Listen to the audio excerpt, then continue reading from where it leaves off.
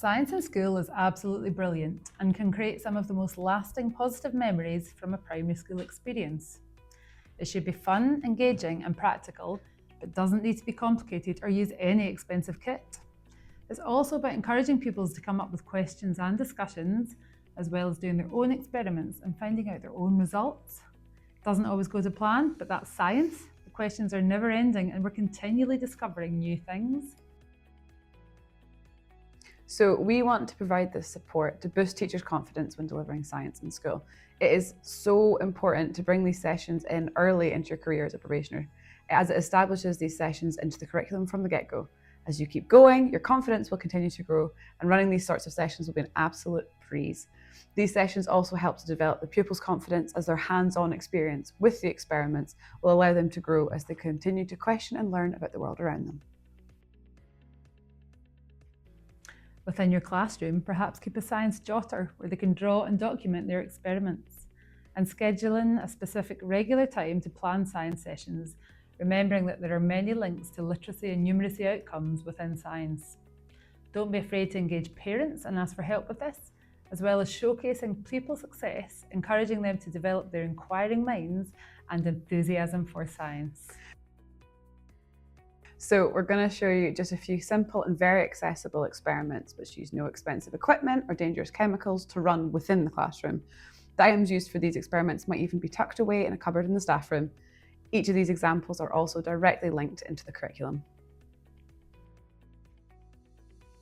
These example experiments are simple and memorable classroom ideas to cover science outcomes, in this case forces, that can also link to other areas.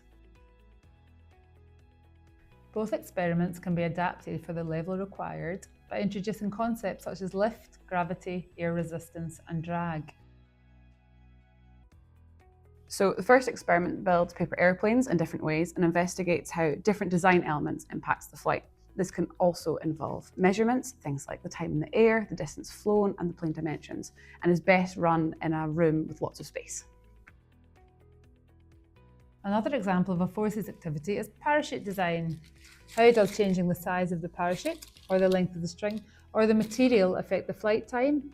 What happens if you add holes into the parachute, or change the size of the object being dropped? Both of these experiments are great for completing a scientific write-up, including prediction, aim, method, results and conclusion, setting the older pupils up well for transition into the secondary school and covering all the literacy outcomes.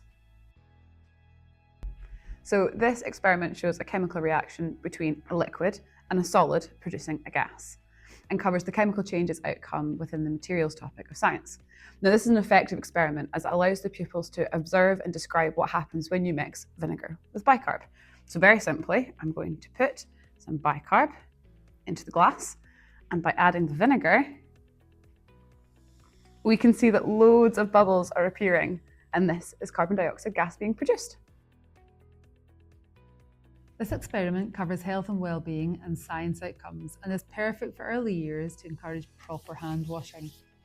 The black pepper represents microbes or germs which don't move much with hands washed just in water, but are very obviously repelled by soapy hands, therefore showing that the soap has made the hands clean. This session can also be done at level 1 and 2 with older pupils when learning about cells and microorganisms and how to maintain good hygiene, again covering health and well-being and science outcomes.